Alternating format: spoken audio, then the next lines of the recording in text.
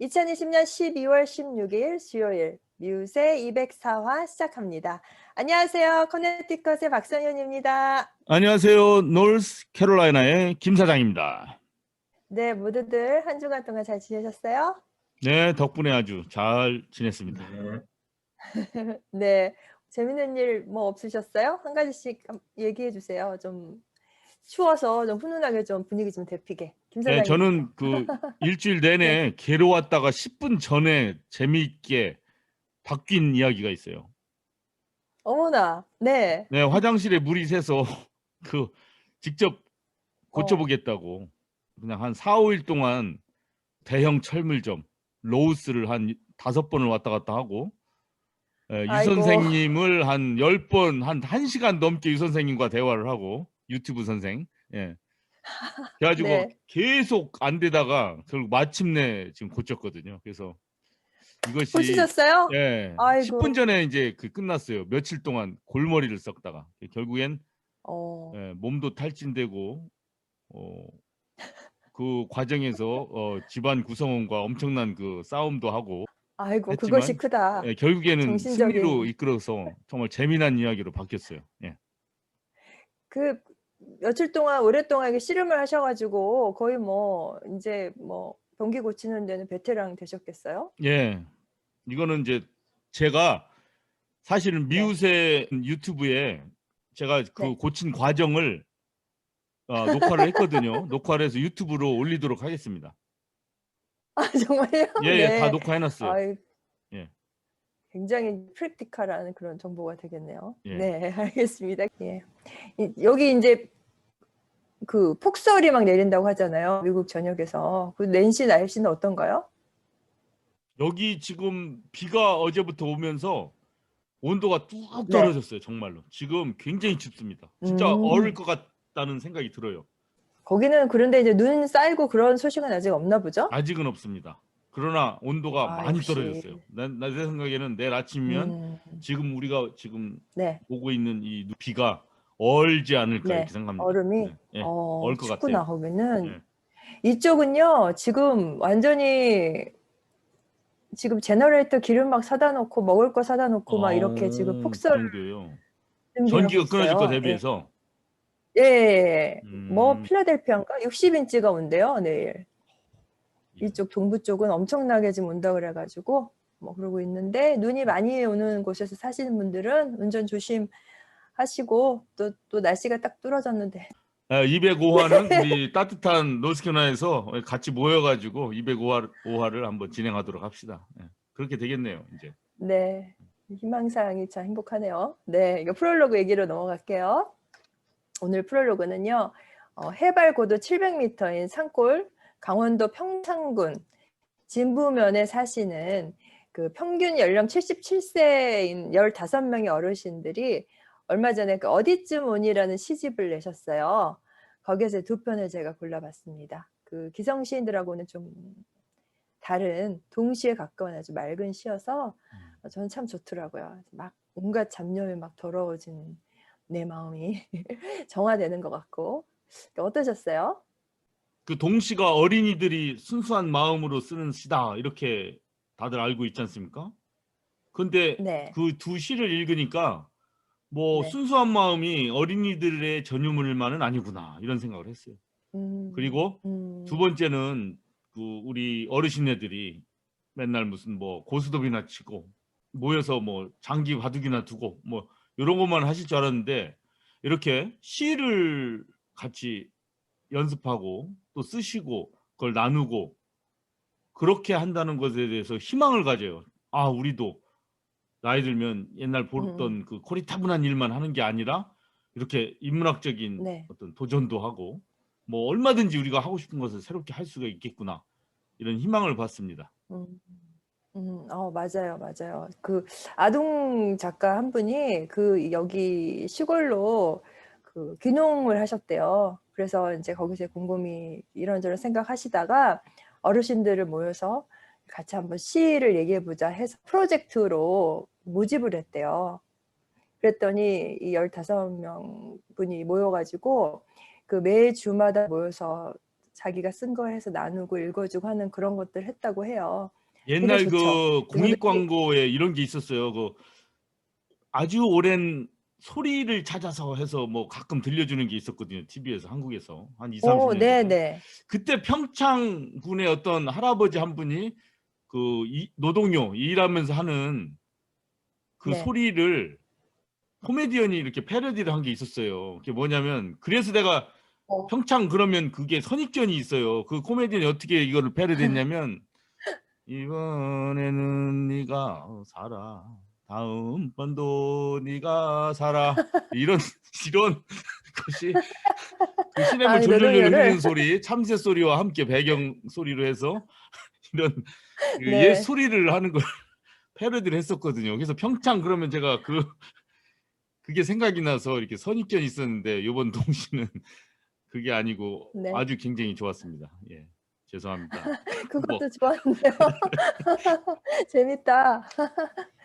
네, 오늘 프롤로그는 아주 맑고 향기로운 산골과 어울리는 어르신들의 동심을 느껴보는 시간 가져보았습니다. 세상 요모조모 시간입니다. 이번 주 월요일이죠. 영국에 이어서 미국에서는 그 파이자사와 바이오테크에서 공동 개발한 백신 공급이 시작되었고요. 모더나에서 만든 백신도 이번 주 안에 승인이 날 것으로 전망하고 있습니다. 그리고 백신 확보 1위 캐나다도 요양 시절을 시작으로 해서 백신 접종이 시작되었고요. 그래서 모두 그 많은 분들이 백신에 대한 궁금증들이 많으실 텐데 질문들을 제가 모아서 백신 전문가들의 대답이랑 같이 해서 제가 간추려 봤습니다. 자, 첫 번째 질문은 언제부터 일반인들은 백신 접종을 할 수 있을까요? 앤서니 파우치 박사는 4월부터 백신 접종을 시작할 수 있지만 많은 사람들이 5월이나 6월까지는 기다려야 할 것으로 보인다고 했고요. 16세 미만의 사람이 맞으니까 그러니까 청소년이나 아이들 1년까지도 걸릴 수 있다고 했습니다. 그리고 누가 먼저 맞습니까? 네, 의료 종사자 및 장기 요양시설에 계신 어르신들, 그리고 필수 근로자, 기저질환이 있는 성인 및 65세 이상 되신 분들 순서고요. 그런데 이 순서가 주마다 달라질 수 있다고 합니다. 네, 그 다음에 백신을 맞으면 언제 효과가 나옵니까? 네, 코로나 백신을 3, 4주 간격으로 2번을 맞잖아요. 2번 접종을 하잖아요. 근데 두 번째 접종 후에요. 일주일 후에 효능이 95% 상승한다고 하고요. 데이터에 의하면 첫 번째 접종 후 10일 후에 봤더니 그때 효능은 52%였다고 합니다. 그러니까 2번 접종 후 일주일 후부터입니다. 네, 또 접종 후에 생기는 사이드 이펙트는 무엇인가요? 네, 코비드-19의 증상과 유사할 수 있는 부작용이 약 하루 동안 지속된다고 하고요. 두 번째 접종 후에 더 많이 나타난다고 합니다. 파이자 연구에 의하면 백신 투여를 받은 절반 정도가 피로를 느꼈다고 하고요. 25에서 33%의 환자는 두통, 오한, 근육통을 느꼈다고 합니다. 그런데 이것을 두고 백신 전문가는 이런 현상들은 자신의 면역 체계가 백신에 대한 어떤 반응을 일으켜서 오래 지속되는 면역력을 제공한다는 좋은 신호다라고 이렇게 말했습니다. 그러니까 한국에서 말하는 명현 반응 뭐 이런 것이 아닌가 싶네요. 그다음 질문은요. 내가 알러지가 있으면 어떻게 해야 하나? 그런데 일단 과거에 아나필락시스 경험이 있으신 분들은 의사와 상의해야 합니다. 그러니까 아나필락시스는 어떤 특정한 물질의 과민 반응이 나오면서 몇 초나 몇 분 이내에 발생하는 호흡 장애와 혈압 강화로 생명의 위협을 하는 그런 반응인데요. 영국에서는 백신 접종 첫날 2명이 이 아나필락시스가 있었고 근데 다행히 치료를 받고 회복이 되었다고는 하고요. 그래서 영국은 심각한 알레르기 반응을 경험한 사람은 백신을 맞지 말라고 공고했다고 합니다. 그런데 이에 반해서 미국의 백신 전문가들은 알레르기 증상은 약물로 치료를 하거나 예방할 수 있기 때문에 이런 권고는 시기상조라고 했고요. FDA에서 발표한 안전성 데이터에 따르면 파이자사의 말기 임상 시험에서 코로나 백신을 접종받은 18,801명의 참가자 중에서 1명이 아나필락시스 반응을 보였다고 합니다. 그렇다면 알레르기 반응 위에 다른 부작용이 발생하면 어떻게 될까요? 라는 또 질문이 있는데 백신이 많은 수의 사람들에게 투여가 되면 당연히 이제 이상 반응이 생길 수도 있다고 해요. 그런데 특별한 증후군 같은 것을 비롯해서 발작이나 뭐 갑작스러운 사망이나 합병증을 유발할 수도 있는데 이런 예들이 되게 무서운 거잖아요. 그런데 이 코비드 19으로 인한 심각한 합병증의 위험은 백신으로 인한 합병증의 그 위험보다도 훨씬 높다고 합니다. 예, 다음 질문입니다. 나는 이미 코로나에 걸렸었다. 백신이 또 필요할까? 네, 전문가들은 바이러스에 감염된 사람들이 면역력이 있긴 하지만 그게 얼마 동안 지속되는지 알 수가 없기 때문에 맞는 것이 합리적이다라고 말했습니다. 3개월 이후에 맞으면 된다고 하고요. 다음 질문은 나는 젊기 때문에 코비드에 걸려도 별로 위험하지 않다. 굳이 백신을 맞아야 하나요? 네, 대답은요. 그런 생각은 위험하다. 왜냐하면 나이가 많거나 다른 건강상의 문제가 있는 사람들이 합병증이 많았지만 코비드로 입원한 18세에서 34세 이상의 사람들을 대상으로 연구를 했는데 20%가 집중적인 치료가 필요했고 3%가 사망했다고 합니다. 그리고 코비드에서 회복된 3명 중 1명은 만성적인 후유증을 경험하고 있다고 합니다. 이것을 대조적으로 비교해 봤을 때 코로나 백신의 위험은 거의 없다고 말합니다. 네, 그렇다면 임신 중이나 모유 수유 중인 여성은 어떻습니까? 네, 파이자 백신은 아이들이나 임산부나 모유 수유 중인 사람들에게 테스트되지 않았고요. 그리고 파이자 백신뿐만 아니라 다른 백신도 그렇다고 알고 있어요. 그래서 파우치 소장은 백신 임상 시험이 1월 중순에서 말쯤 임산부와 어린이도 추가될 것이라고 말했습니다. 임상 시험이요. 백신이 추가된다는 얘기가 아니라. 그리고 백신 접종 후 3개월 이내에 임신을 할 계획이 있는 사람은 굉장히 이제 우려가 되는 상황이라고 해요. 백신을 맞았는데 임신을 한 거죠. 예. 그래서 조심을 좀 하셔야 될 부분이 있는 것 같고요. 임산부들이나 모유 수유를 하고 계시는 분들 그리고 아이들은 일단 백신의 안전성이 확보된 후에 접종하기를 권고했습니다. 그 트럼프 대통령이 아이들 학교 개방을 막 밀어붙였을 때 있잖아요. 학교를 개방하네 안 하네만 근데 막 밀어붙일 때 그러면서 이제 애들은 코로나에 안전해 이런 말 했었던 게 기억이 나는데요. 메디컬 observer에 난 기사를 보면 이 어린이들이 코로나에 걸려서 사망할 가능성은 낮지만 염증 과다 증후군에 걸릴 가능성이 높아진다고 합니다. 이거 그 가와사키 병이라고 들어보셨죠?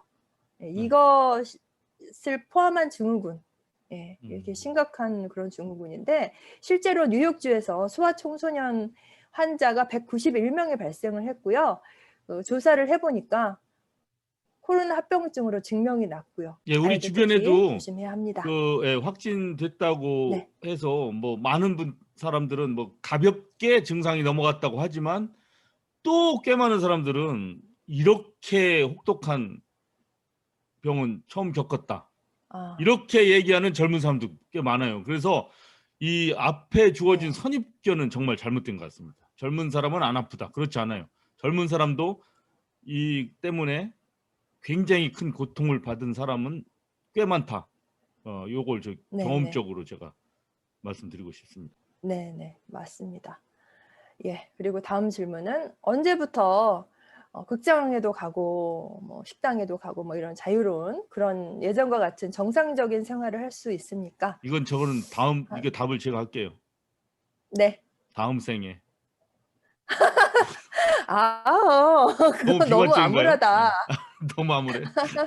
지금 너무 우리가 오랫동안 지금 기간이 너무 길었어 안 끝날 것 가지고 같아요, 그냥. 네, 맞아요. 그런 생각이 들으실 수 있어요. 네. 너무 오래였어요. 그런데 이제 백신을 이제 또 시작했고 또 뭔가 또 변화가 있었으니까 또 결과도 뭔가 바뀔 거라고 저는 믿습니다. 믿습니다. 예.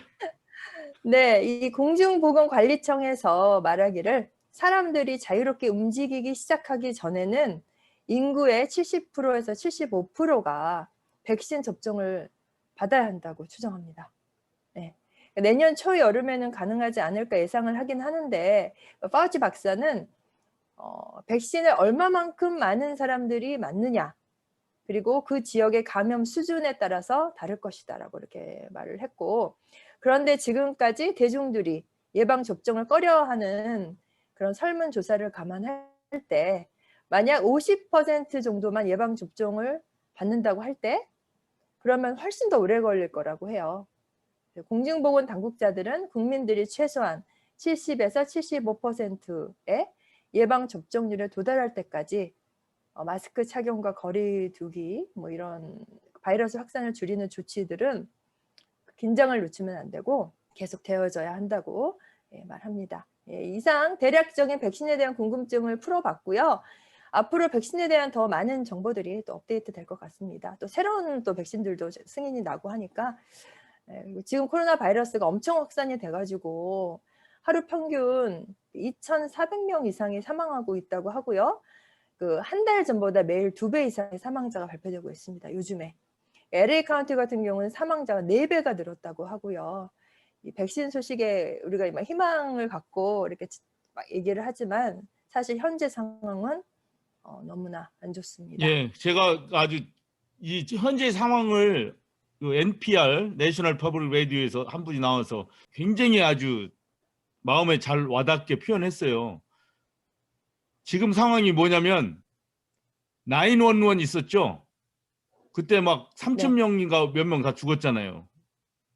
비행기가 폭파해가지고 쌍둥이 빌딩. 그게 지금 매일 일어나고 있다. 딱 이렇게 얘기하더라고요. 사망자 수를 보면 911이 지금 매일 일어나고 있다. 그러니까 그때는 911 이게 뭐 몇십 년, 몇백 년 만에 한 번 일어난 일이지 않습니까? 근데 지금은 그게 매일 일어나고 있다. 딱 그 얘기 들어보니까 그거 맞아요. 근데 사망자 수를 볼 때. 엄청나게 큰 일인 거죠. 그러니까 쌍둥이 빌딩 2개가 맨날 무너지는 거예요. 3,000명씩 죽고.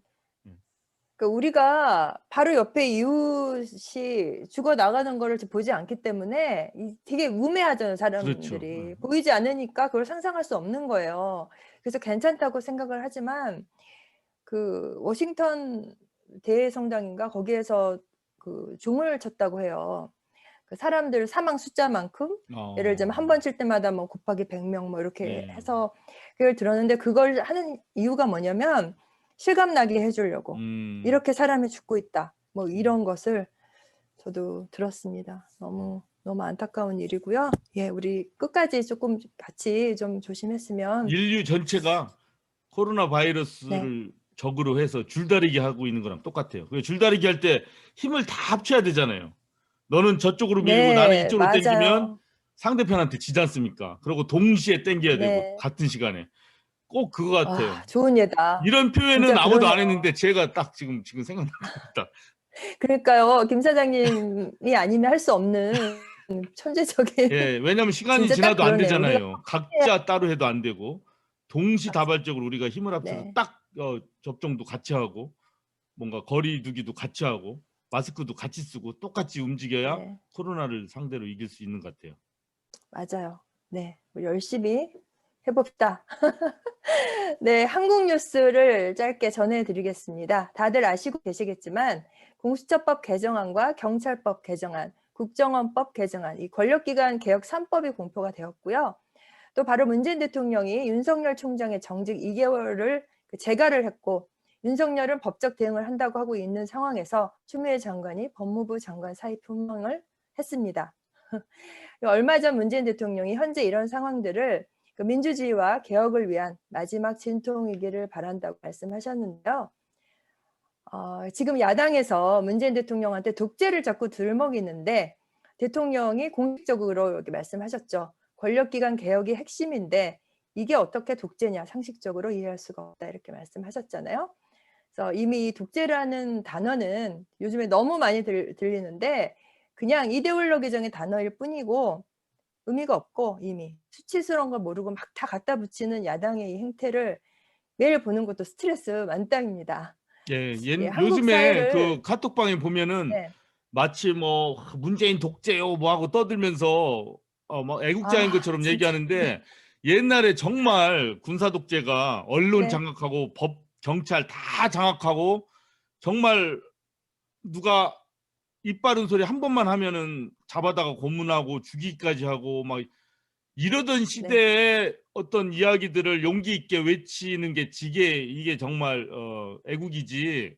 지금같이 개나 소나 아무 말이나 다 하고 음모론 없는 얘기 다 꺼내가지고 다 하면서도 그래도 다 떠들잖아요. 아, 카톡방에서 아무도 안 잡혀가고 그렇게 떠드는 거 가지고 그걸 네, 가지고 자기는 뭐 정말 정의를 위해서 떠든다고 얘기하는 게 정말 우스워요. 이 그 두 개는 네, 너무나 맞아요. 달라요. 너무나 다르죠 지금. 그럼요. 이거 완전 다른 것이죠. 이거 예. 그냥 의미가 없는 단어라니까요. 그거는 그냥 한국 사회를 민주주의라고 자신 있게 말할 수가 없어서 나도 참 스스로 조심한다. 막 이렇게 우리 저번 시간에 프롤로그에서 리영애 선생님이 이렇게 말씀을 하셨거든요. 그렇죠. 그 말씀하시면서 왜냐하면 우리나라의 시민들의 의식이 아직도 어떤 거대한 힘의 권력 안에서 안정감을 느끼는 것을 좋아한다. 예. 음. 거대한 힘은 절대 지금 대통령이나 권력 여당이 아니죠. 언론, 아니죠. 네, 아니죠. 검찰, 재벌 아직도 이 기존의 네, 권력이 아직 그대로 있는 거거든요. 그래서 지금 사람들이 네, 살아있는 권력에 대해서 수사하다가 문재인 정부에 대해서 수사하는 게 아니에요. 네, 사실은 그 뒤에서 아주 음흉하게 모든 계략을 다 갖고 있고 모든 것을 갖고 있고 꾸미고 있는 이 세력들이 진짜 살아있는 권력이고 세력들이죠. 이 그렇죠. 검찰이 정의로운 네, 검찰이라면 그들을 수사해야죠. 그들을 조사하고.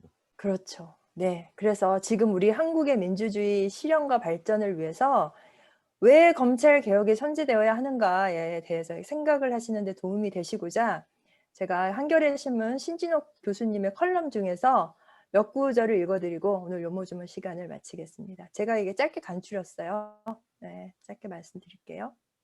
지금 우리는 이 나라의 민주주의와 법치를 지킬 책임이 있는 법무장관과 검찰총장이 대결하는 광경을 목격하고 있다. 1987년 민주화로 우리는 선거민주주의, 경쟁민주주의, 다수결 민주주의라는 낮은 수준의 민주주의를 달성했다. 하지만 높은 수준의 민주주의는 쉽게 실현되지 않았다.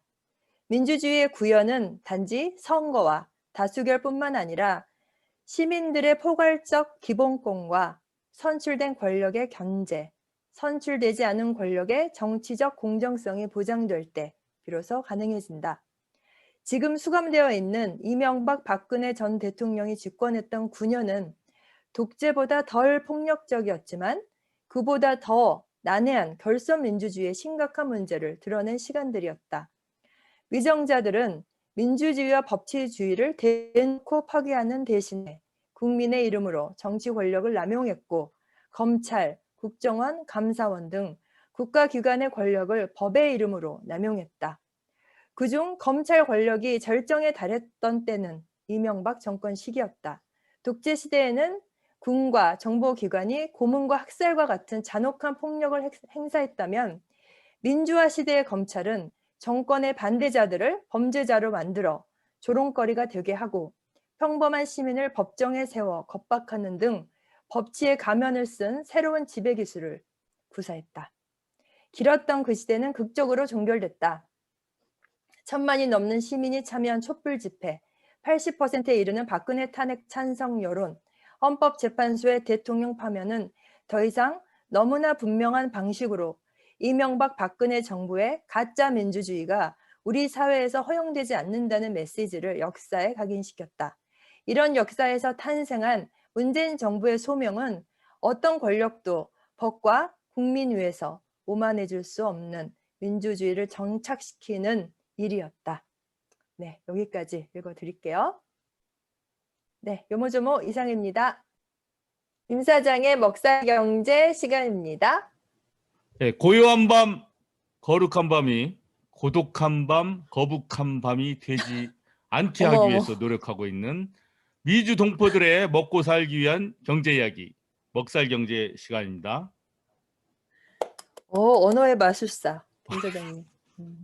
2차 경기 부양 현황 빨리 말씀드리겠습니다.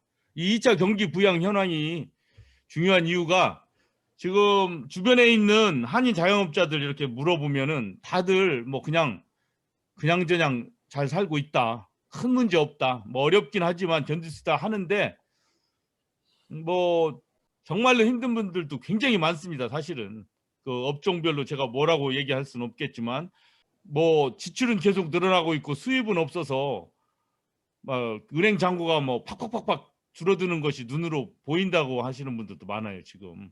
근데 그런 분들은 얘기를 별로 안 해요. 정말 친한 관계 아니면은. 그래서 현재 상황에 뭐 물어보니까 뭐 식당도 잘 되고 뭣도 잘 되고 다들 제대로 살고 있구만 이렇게 말씀하실 게 아니라 대부분은 잘 살고 있지만 상당한 퍼센트지의 사람들이 어렵고 얘기를 안 하고 있을 때는 그 사람들만의 문제가 아니라 어떻게 되냐면 어느 순간에 이르면 뭐 이런 분들이 뭐 직원들의 월급을 못 준다든가 그다음에 뭐 대금을 지불 못 하다든가 뭐 대출금을 갚지 못하다든가 뭐 이렇게 되면 어떻게 돼요? 그 도미노 효과가 일어나지 않습니까? 그런 게 되면은 우리 모두한테도 큰 피해가 올 수가 있거든요. 그래서 이렇게 지금 그 우리 주변에 힘든 자영업자들의 상황을 많이 살펴야 됩니다.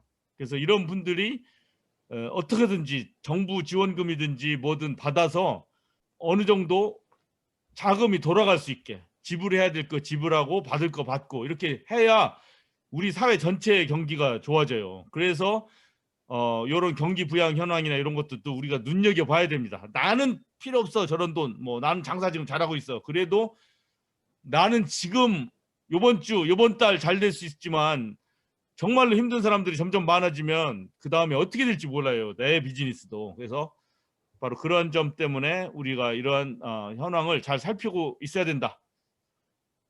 요 말씀 드리고 자 요번 주에 가장 유명했던 얘기는 우리 상원의 원내대표인 미치 맥코넬의 얘기 We are not leaving until we finish this package. 이 경기 부양안에 대해서 합의 못 보고 회기 끝나면 땡 하고 또 내년으로 넘어가지 않습니까? 뭐 이런 거 많이 우려했잖아요 지금 우리가. 그런데 이제 어제 한 얘기가 이거 경기 부양안 합의 못 보면 우리 휴가 안 갈 거야. 계속 우리는 회의할 거다. 의회 회기를 계속 진행할 거다. 이런 조금 믿음직스러운 얘기를 했습니다. 미치 맥코넬이. 그러니까 이 얘기 딱 들으면은 여하튼 뭐 그냥 집에 가고 뭐 내년에 보자 이러진 않겠구나. 뭔가 나오긴 나오겠구나 해서 오늘도 소식을 보면은 민주 공화 양당의 주요 인사들 있죠. 그 척 슈머 상원 민주당 대표, 그다음에 미치 맥코넬 상원 공화당 대표, 그다음에 낸시 펠로시 하원 민주당 대표, 그다음에 케빈 맥카티 하원 공화당 대표 이 네 명이 지금 진지하게 토의를 하고 들리는 소문에 의하면 거의 합의가 다 됐다. 이렇게 지금 얘기가 나오고 있습니다. 그런데 여기서 조금 주목해야 될 것은 우리 알렉산드리아 오카시오 코르테스 민주당 의원, 그 다음에 버니 샌더스 인디펜던스, 그 다음에 이런 분들이 지금 그 9.08 트릴리온 상원의 안에다가 직접 지급까지 집어넣자고 주장하고 있어요. 그 1200불씩 주는 거 또는 600불씩 작게라도 네. 그 디렉트 페이먼트가 없으면 어떡하냐 이거야. 너무나 많은 미국인들이 지금 정말로 절실하게 생각하고 있는 이 직접 지급 이걸 빼면은 말짱 헛거다. 그래서 그걸 강력하게 현재 주장하고 있습니다. 과연 이것이 반영이 될지 안 될지는 모르는데 여기에 또 자시 할리 미주리 공화당 상원의원도 또 여기에 동참했어요.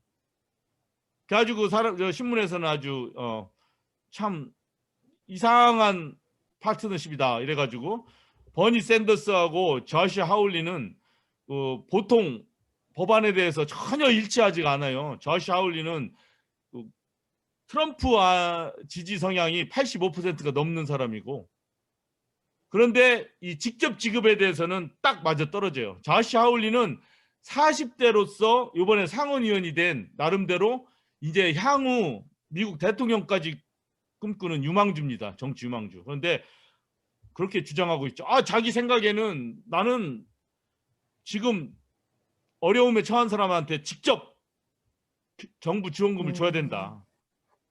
이거는 뭐 자기 당파, 뭐 성향 아무 상관이 없다. 자기가 필요하다고 생각하기 때문에 주장하는 거다. 그리고 누구하고도 이 안에 찬성하는 사람 있으면 같이 일할 용의가 있다. 이렇게 아주 시원시원하게 얘기했어요. 그래서 이 저시 하울리 눈여겨봐야 될 사람입니다. 자, 그 다음에 아주 중요한 얘기가 하나 있습니다. 이거는 제가 우리 미주 동포분들한테 직접 얘기하고 있는 거. 페이첵 프로그램 PPP 대출을 받으셨어요. 대부분들 받았는데 5만 불 미만으로 받으신 분들은 탕감을 받기 위해서 forgiveness를 받기 위해서 폼 3508EG 3508 폼이 이 SBA Small Business Administration에 있는 양식입니다. 이거를 작성을 해야 그 5만 불 미만 받은 그 돈을 안 내도 돼요. 뭐 복잡하진 않습니다. 복잡하진 않아요. 제가 그 폼을 여기 직접 한번 쉐어링해서 보여드릴게요. 이런 폼이에요. 뭐 PPP 론 번호가 어떻게 됐느냐, 얼마 받았느냐, 언제 받았느냐, 뭐 EIN, Employer Identification Number는 뭐냐, 내 이름은 뭐냐, 뭐 그다음에 어떻게 썼느냐, 몇 달 동안 직원들한테 월급을 줬느냐, 이런 것만 한 2페이지만 작성해서 제출하면 됩니다. 그래서 이런 거를 지금 생각하고 계시라 했습니다. 그래서 저 같은 경우는 EIDL도 받았고 그다음에 PPP도 받았거든요. 그래서 근데 번호 같은 게 뭔지 몰라서 SBA에 오늘 전화했습니다. 내 EIDL 번호가 뭐냐? 여기 EIDL 번호 넣는 게 있잖아요. 그러니까 그 직원이 EIDL 번호 가르쳐 줬는데 보니까 이 EIDL 받을 때 우리 뱅크 어카운트에 보니까 이 번호들이 있더라고요. 보니까 다. 그래서 저같이 일부러 전화 안 하셔도 EIDL 받으신 분은 그 뱅크 스테이트먼트 뭐 5월이나 6월에 받으실 텐데 그거 가보면 그 EIDL 번호 나오고 PPP 번호도 다 나옵니다. 그래서 그 번호를 찾아서 PPP 론 Forgiveness Application Form 3508EG 작성하실 때 그 번호를 넣으시면 됩니다. 그러나 제가 오늘 알아본 바에 의하면 지금 상원 하원 의회에서 2차 경기 부양안 지금 논의하고 있지 않습니까? 그 다음에 가버먼트 스펜딩비라고 같이 하고 있어요. 요거 할 때 지금 5만 불 미만으로 받은 사업장은 3508 폼 자체도 안 써도 되는 안이 지금 올라가 있거든요. 그래서 요번 주 정도 지나면 이거조차도 안 써도 될지 모른다는 거. 요거를 동포 자영업자분들한테 말씀드립니다. 근데 만약에 그 안이 부결되면 뭐 어렵지 않아요. 3508 이지를 써서 forgiveness 탕감을 받아야 됩니다. 현재 가이드라인, 현재 SBA 가이드라인을 보면은 이 PPP 론을 받은 이후 10개월 이내에 작성해야 돼요. 그러니까 4월, 5월에 받으신 분은 적어도 내년 1월, 2월까지는 이거 작성해서 보내야 됩니다. 그러나 이번 주, 그다음에 다음 주까지 계속될 수 있는 의회 그 회의를 결과를 지켜봐야 됩니다. 잘 되면 이거조차도 작성 안 해도 될 수 있다. 이거 다시 한번 강조해 드리면서 그다음에 문제가 되는 게 뭐냐면 그 15만 불 이상 PPP 론을 받은 업체 명단은 이제 SBA에서 공개를 하도록 돼 있어요. 근데 현재 문제가 되는 게 뭐냐면 뭐 이거는 우리하고는 상관없습니다. 뭐 우리 방송 들으시는 분 중에 PPP 론을 뭐 15만 불 이상 받은 분은 거의 없다고 봐요. 뭐 혹시 이 방송 듣는 분 중에 그렇게 많이 받으신 분 있다면 뭐 기분 나빠해도 어쩔 수 없어요. 왜? 굉장히 부자니까. 뭐 기분 나쁘겠어. 엄청난 큰 회사거든요. 그렇게 받으면 15만 불 이상을 PPP로 받았다면. 그런데 문제는 그 비영리 단체 중에서 아주 뭐 빌 게이츠라든가 워런 부페라든가 무슨 뭐 부동산 재벌 이런 사람들이 시작한 비영리 단체들이 있거든요. 몇백만 불을 돌리는 그런 비영리 단체들이 PPP를 받았더라고. 뭐 15만 불, 몇백만 불의 PPP를 받은 게 지금 문제가 되고 있어요. 구설수가 되고 있어요. 아유 무슨 네, 그렇겠네. 그 사람들은 이 워런 부페가 잘못한 게 아니죠. 그 운영자들이 잘못이죠. 문제가 될 때마다 이런 재벌들한테 후원금으로 도네이션을 몇백만 불씩 받는 이런 단체가 왜 PPP한테 그 뭐 돈을 받느냐 이거요. 이 PPP로는 정말로 직원들한테 월급 줄 돈도 없는 이런 비영리 단체나 회사들한테 받아야 될 돈 아닙니까? 그런데 그 무지하게 큰 손들한테 돈을 받는 비영리 단체들이 이걸 딱딱 신청해 가지고 받아서 지금 이게 큰 문제가 되고 있어요. 아주 이 우리도 원칙이 비영리 또 단체 그런 있지 않습니까? 형평성이랑 스카카스. 상관없이. 예. 우리 그렇죠. 스카카스는 뭐 우리는 지금 받나요? 큰 손이 하나도 돈을 안 주고 있어 지금. 정말 억울하지 않습니까? 그리고 우리는 PPP론도 하나 신청도 어, 안 했고. 아, 정말 세상 불공평해요. 그런데 이 아마존의 창시자 네. 제프 베조스와 이 사람은 엑스와이프입니다. 이렇게 생겼구나. 예.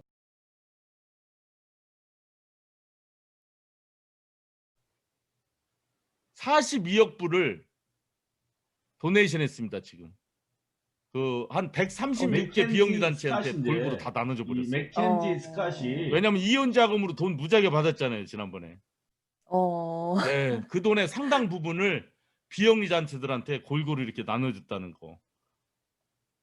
요 소식을 전하면서 우리 사회가 우리도 차다고 하지만 네. 결코 찬 것은 아니구나. 이 얘기를 전해드리면서 우리 204화 멱살 경제를 여기서 마칠까 합니다. 혹시 질문 있으세요? 아니면 덧붙이고 싶은 말씀 멱살 있으면 경제. 예. 김 사장님, 멱살 경제라고 하셨어요. 그거 아셨어요? 예. 이 원래는 먹살 경제인데 흥분하다 보면은 멱살을 잡고 싶을 때가 너무 많아서 그러니까. 예, 미역살 경제라고도 네. 발음이 나오기 때문에 양해해 주시기 바랍니다.